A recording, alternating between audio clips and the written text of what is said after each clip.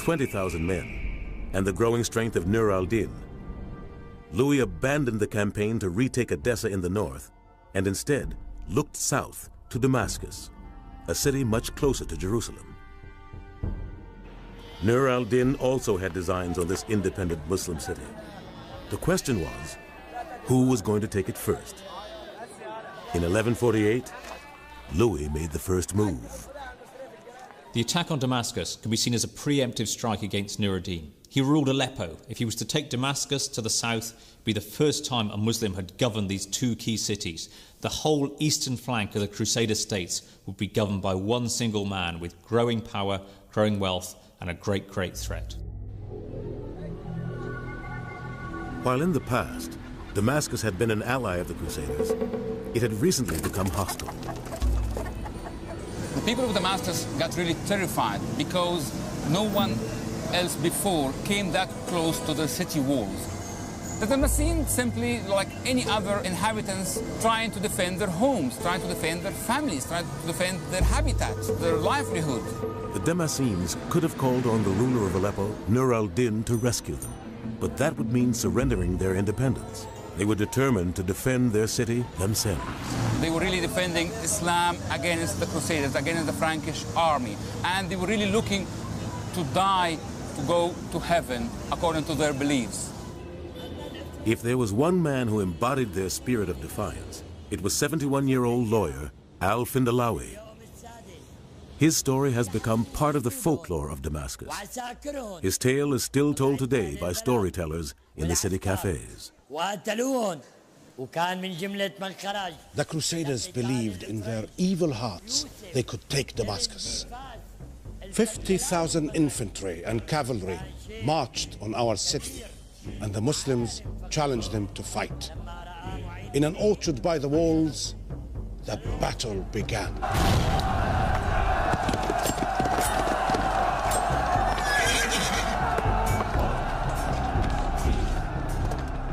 Al-Findalawi, the old lawyer, was determined to fight the infidel.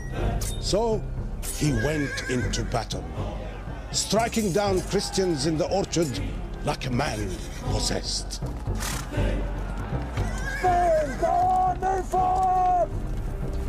He said, "I have offered myself for sale, and God has bought me."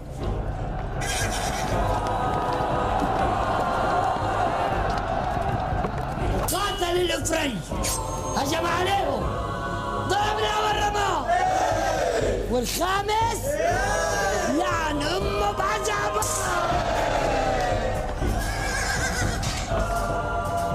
But through the night, the townspeople became demoralized by the horror of the fighting.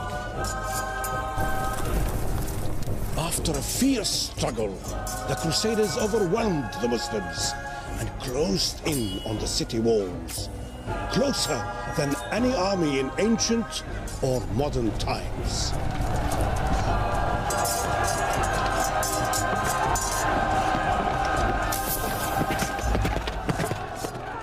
رأى الفندلاوي بالمنام. Hello.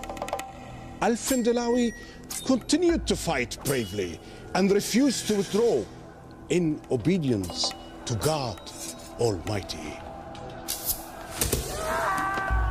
But alas, he fell in battle, a martyr for the faith. For days, the battle raged in the orchards surrounding the city, and thousands of Muslims lost their lives. The proudly independent Damascenes now had little choice. They sent word to Nur al-Din, pleading for him to send his army. It was just the news Nur al-Din had been waiting for, but it left Louis with a crucial decision: to stay and fight a growing Muslim opposition, or to retreat. If they withdrew from Damascus, they felt they would be shamed. If they stayed and fought, they might be defeated. So what they actually did was the worst of all worlds. They shifted their siege from one side of the city to the other, and then decided they had to retreat anyway. This was military incompetence.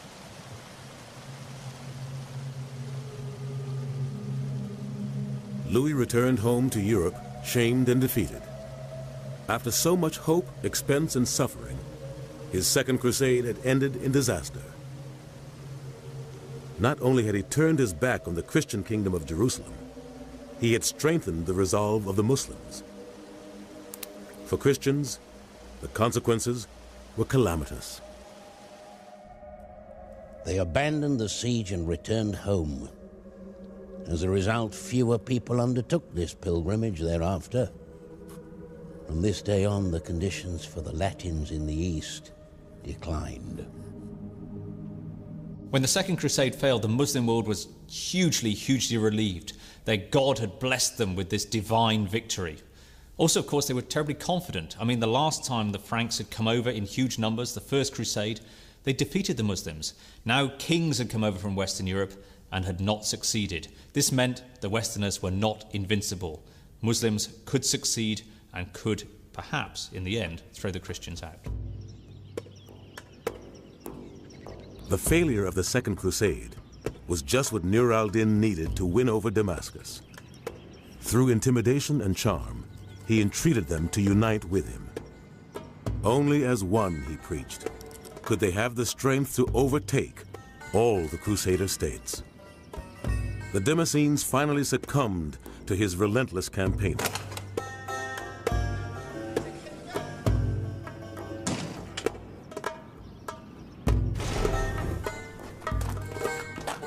In April 1154, they invited him to enter the city. People rejoiced at the prospects of good times ahead. Rich and poor, peasant and artisan, they all offered their prayers to grant the Emir a longer life and victory over the Christians. They were throwing rice, petals, flowers, people really shouting, hooraying him and praising his courage, and really they were happy.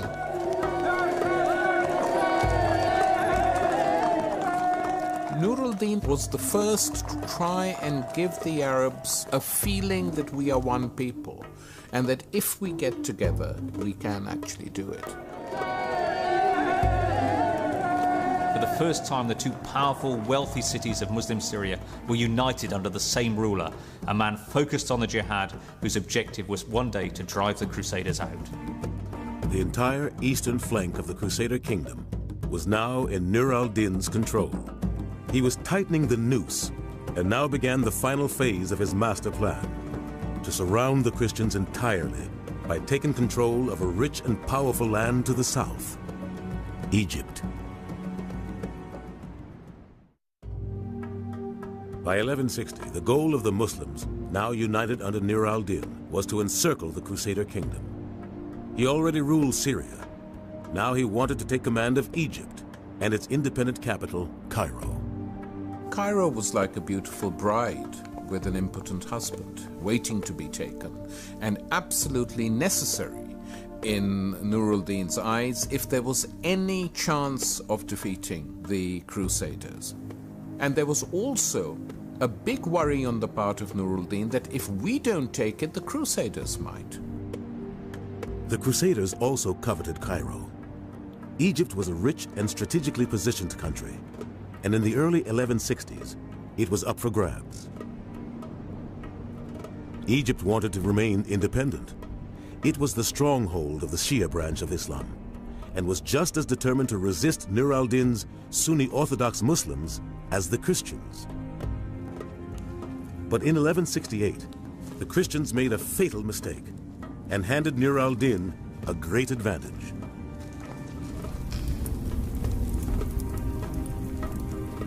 The Crusaders perpetrated a brutal massacre of Shia Muslims in an Egyptian town near Cairo.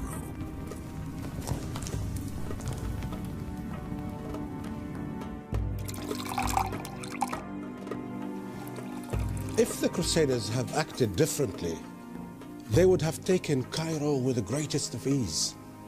For the city notables were ready to surrender it.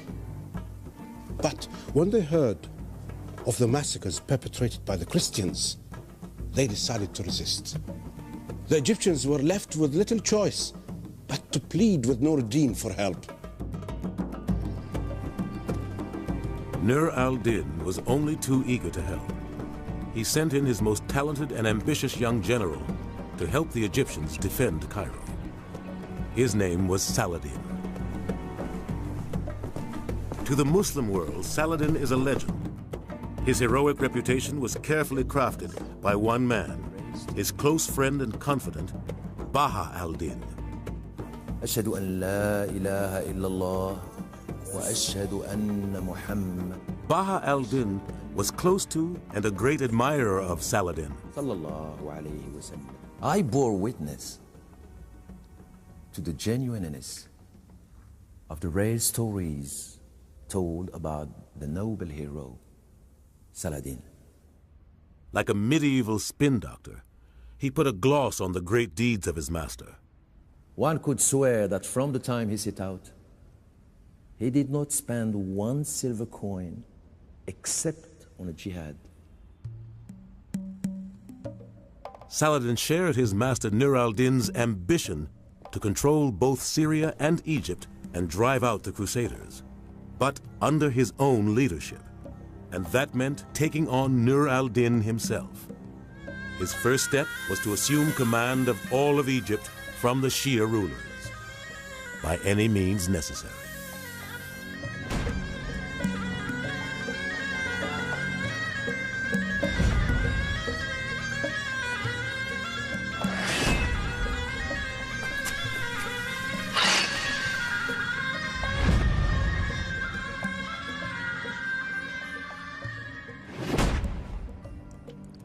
The fact that some people who were in Saladin's way, in his path to power, conveniently died at appropriate moments, has led other people to suggest at the time and since that Saladin had something to do with those convenient demises.